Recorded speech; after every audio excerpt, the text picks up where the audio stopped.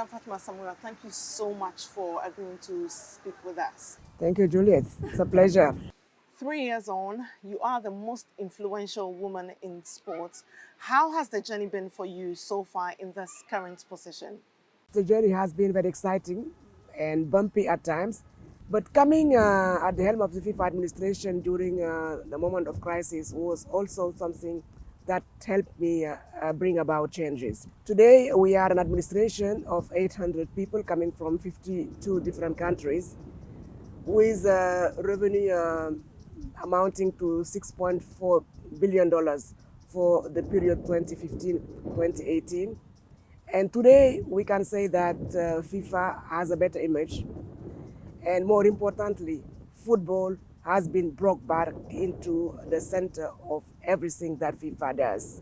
And that was the most important thing after what we went through in 2015. You spoke about how bumpy it has been. Give us some insight. It took us about 6 months to finalize the first strategy. Went from 26 different committees to 9 committees. And before the new leadership of FIFA, there were hardly women in the majority of these committees. Today we have 34 women occupying a very big position within these committees. And I'm proud to be leading an administration where we have 43% of women at all levels of the administration. How have you managed your transition into full-time sports administration? I was a football lover. I've been married with a former football player for more than 30 years.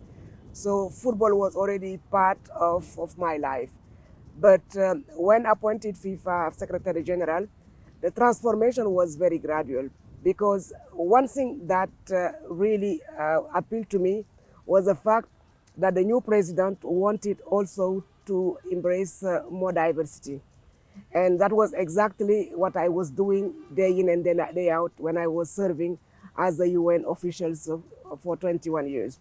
We have also more people coming from outside with a different vision from the UN like me, but also from the private sector, who are also bringing new ideas into the new FIFA administration.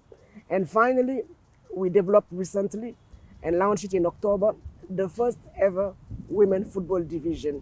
It means that my appointment is not only an isolated case, it's something that is being trickled down to the level of the 211 member association.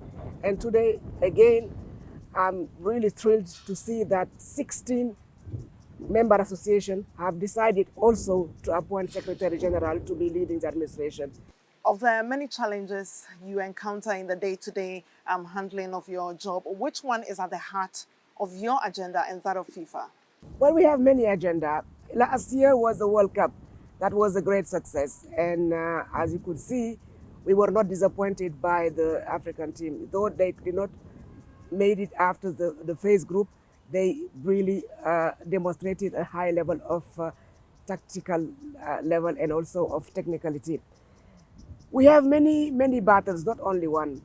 The most important one is to become a more transparent, meaning that making sure that all the reform agenda is fully implemented, meaning that we want to promote gender. We want to promote women football association, and this translated into the opening of 10 regional development offices across the world, of which 3 are in Africa. It means also more outreaching in terms of communication. Having a new digital unit is also something that we are exploring now within FIFA. Another battle is increasing the number of competition at the grassroots level, but also for women competition. The representation of African women in sports is still far below their appreciable levels. What can be done to change this? We have made progress in women football in Africa. First, because I cannot speak on behalf of the president of CAF, but I know that he's taking the development of women football very seriously. CAF was certainly the first organization and the first confederation to organize women's football symposium uh, immediately after the new president and the new leadership was elected. And I can say also that from what I've seen and heard during the last Women AFCON in Cameroon and in Ghana last year, it was something that really showed that the level is growing. Unfortunately, Ghana is not qualified for the Women World Cup, which is a pity. But I've seen the under 17 Ghanaian team and also the under 20 playing in Brittany in France, and I was even so thrilled by their performance that once they beat Korea, I think I accompanied them in the restroom, and we and the girl were doing the dance, and that was a very fantastic and extraordinary moment. Since you joined FIFA, a lot has been done to take women's football to the next level. What has excited you the most? I'm very much looking forward to having for the first time the Women Convention event. It's an event that will see the participation of 400 people, meaning that each of the 211 member associations will be also bringing on board the person in charge of women football, where we will be discussing the 5 pillars of the women football strategy that was launched in October. It's not promoting human rights.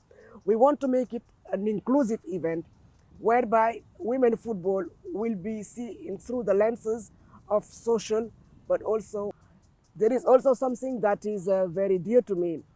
It's to make sure that the last country that is today impeding women from participating to men's game decided to go ahead and abolish that disposition, and that the Iranian woman be also allowed to watch both men's and women's game.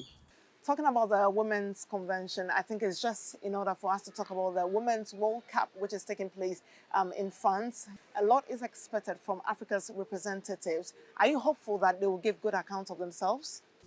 Well, of course, I'm hopeful that everybody will do fine, but especially teams coming from my continent, and from what I have seen during the last AFCON, Women AFCON from CAF, I am very hopeful that they will be going beyond the quarterfinal, and why not the semifinals, and maybe we can have one day one team from Africa that will be the winner of the World Cup. The Nigerians have been doing great in Cameroon and also lately in Ghana. And as I said, the Cameroonians are also very strong team. And why not South Africa?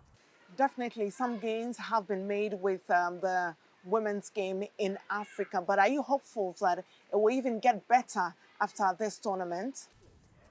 First, it's to show the rest of the world that women football is not a mere investment. And even for some African games, the tickets have already been sold out, which means that the investors also will be watching differently the women game after this World Cup. Because our main target is to have 1 billion broadcast viewers. So meaning 250 million more viewers than what we experienced in Canada, which was already a great achievement in terms of participation, but also in terms of viewers for the women game. China seems to be in focus for women's football now. We've seen Assistant Oshoala going to China now with Barcelona, Tembe Hatlana also going to China as well. I think there's been some paradigm shift. Definitely. So meaning that China believe in women football. If countries like China, who are traditionally not football nation, are investing in the women game, this is a strong signal. So we Africans should also be following the path, because it means that the future really is in women football. And the future, you have to prepare it today. A lot of people have praised the progress of women's football under your leadership, but do you reckon that there is a need to do more? Doing more is fine, but these messages is not only addressed to FIFA.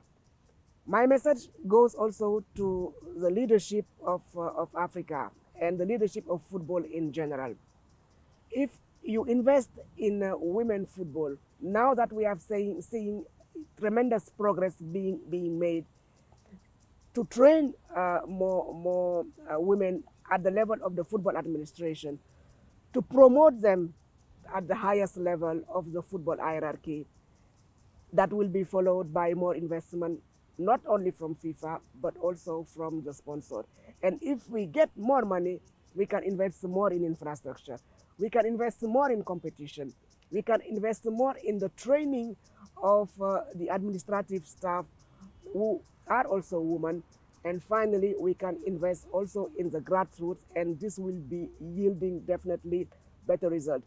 This is a long-term investment, and I am quite confident that by the term, maybe we finish the mandate of Mr. Infantino, people can come and say, yes, you made it. And today, we don't talk about women football anymore. We just talk about football, because women football is at the same level as men's football. What will make you the happiest woman in the world when your mandate is over and you look back at what you were able to accomplish? We don't take only women as spectators.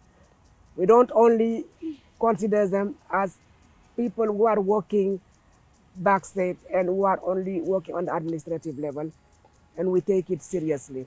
We reach our target of having a big number of women being playing football, and we also we are able to sit around the table with the world leaders and tell them, believe in what the leadership of FIFA has done, of the seed that they have planted, because if you invest in women football, you will be equally rewarded by the result, but also by the fact that it has a very, very strong social power.